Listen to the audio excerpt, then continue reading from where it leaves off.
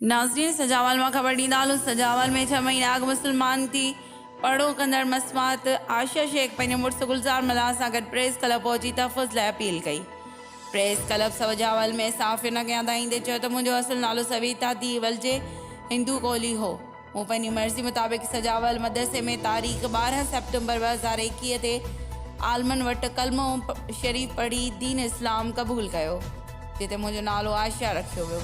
जंहिं बाद 14 सेप्टेम्बर ते वकील मार्फत कसमनामो दाख़िल करे शरीयत मोहम्मदी मुताबिक़ दरगाह ऐं ॻोठ बाई बुढी तालके जातीअ जे रवासी गुलज़ार पुट मोहम्मद सूमार मल्ला सां हक़ निकाह कयो आहे ऐं उते आऊं ख़ुशि आहियां। जीअं त दीन इस्लाम क़बूल करण ऐं पसंदि मुताबिक़ शादी करण तां मुंहिंजा माइट सख़्तु कावड़ियल आहिनि। मूंखे ऐं मुंहिंजे मुड़ुस खे कूड़नि केसनि में फासाइण चाहिनि था ऐं मौतमार धमकियूं पिणु ॾेई रहिया आहिनि। इन्हनि चयो त असांखे उन्हनि मां माली ऐं जानी ख़तरो आहे।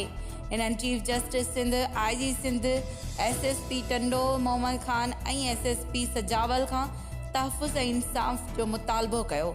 रिपोर्ट अब्दुल मनान खत्री, अमल न्यूज़ सजावल।